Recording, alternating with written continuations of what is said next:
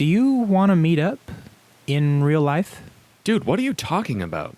That's trippy. Why are you texting me right now? You're about to be on the show with your quartet. Oh, well, I guess I'll see you in a couple minutes then. Have we really broken the fourth wall? Absolutely shattered. Nice.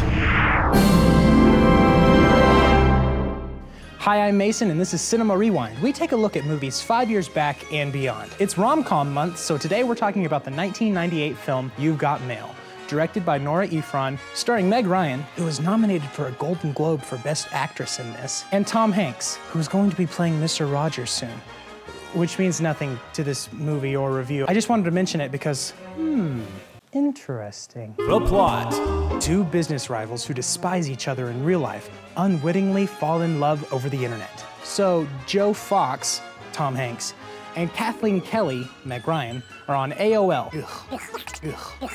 On some chat rooms, they meet each other anonymously and start talking, not thinking much of it because they're both seeing other people. Little do they know, they're huge rivals.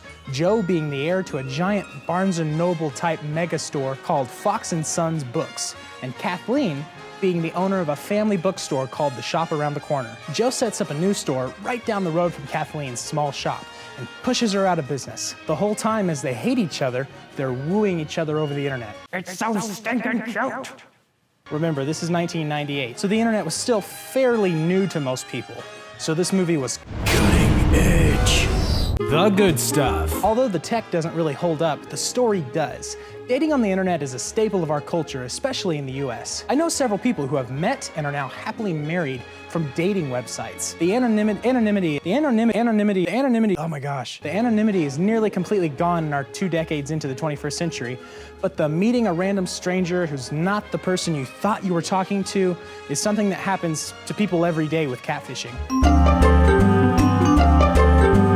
It's happened to my friends, and it's a very regular thing that does happen. So the story is viable, and that's what pulls me in and makes me suspend my disbelief watching a movie that's just a little bit out of date.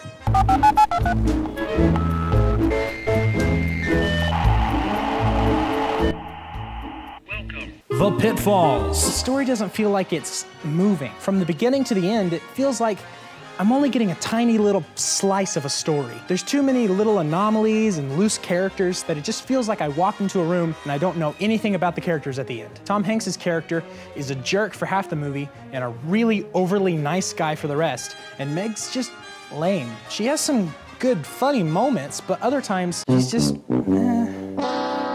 And sometimes I can't tell if this movie is pandering to early internet adopters or people who've never seen a computer their whole life. Maybe you should be in the advanced class? Yeah, maybe I should. Dude, dumb it down. But I couldn't possibly, because I'm just a beginner. I barely haven't even ever seen a computer. In conclusion, it's a feel-good throwback. It's a decent rom-com in the age of rom-coms. Although it uses a lot of tropes, it uses them in about the right way to make this enjoyable, but maybe a little mediocre. I'm Mason. I love you. And movies, and I'll see you next time on... Do you have a movie you'd like me to review? Go check out my Facebook at Mason Eubank Filmmaker or email me at mubank@klst.net. Look at that, I did a good job.